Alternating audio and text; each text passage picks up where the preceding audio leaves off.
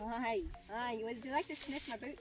Hi, hello, hello, the pretty ponies across the fence. All right, Murray, so then we'll pull them off of there. Loveliest of boys, oh, there.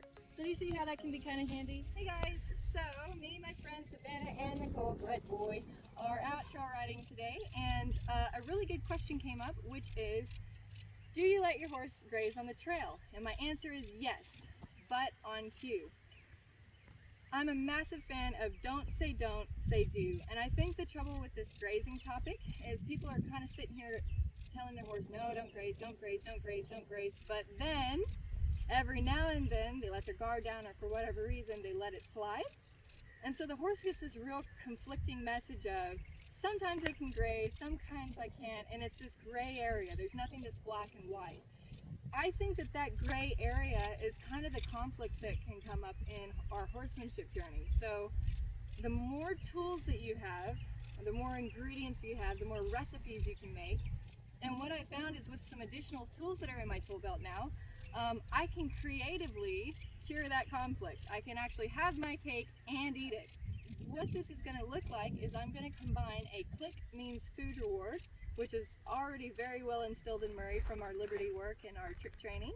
And then I'm also going to add in a pre-existing head down cue, and it'll look like this, that when there's no click, it's not a grazing tool. When there is a click, it is a grazing tool. So having that be real clear, black and white, will help you have some success with it. You want your head down cue to work prior to using it, meaning I wouldn't install this on the trail. I would first have a head down cue at home and maybe a verbal cue that really means food reward. So Murray knows click means food reward, and then he also knows this. There.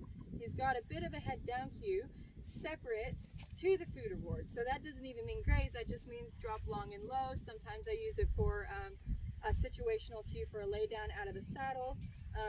If I am going to ask him to back up, I'm first going to have him drop, then roll back. So like here, I could carry this into a bit of a backup. So this head down cue, for me, is used in a lot of applications, and now this is just one more application, which is I can kick him over here to the grass, stop my horse, and now I've got a grazing cue. So anyways, I hope that helps you and your horse. I hope it kind of shows you that there are ways to have things that you want that you've been in the past told were an absolute no. It just takes a bit of creativity and maybe some more tools. Last point I want to make on this. What I use positive reinforcement on down the trail is relaxation. So let's say a car just drove by. The moment they pass by, my horse isn't worried.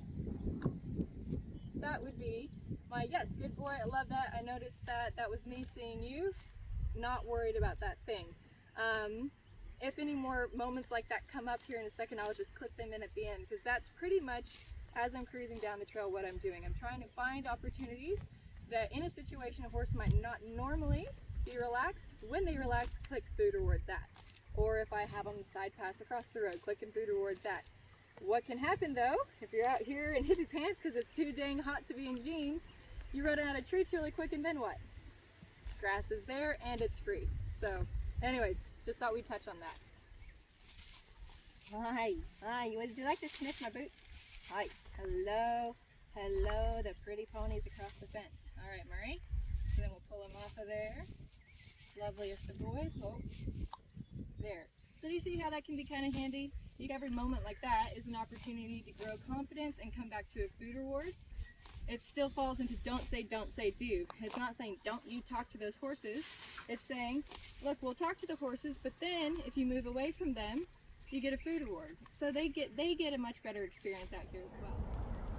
So here, if you'll engage with the cow, great. Then I'll break his attention.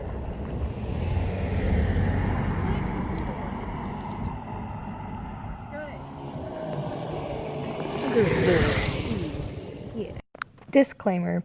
Please do not try to ride your horse down the road in a neck rope unless you can first do so at home with excellence. Murray is the only horse that I currently do this with, and it is a calculated risk, so enjoy the video, but please be safe.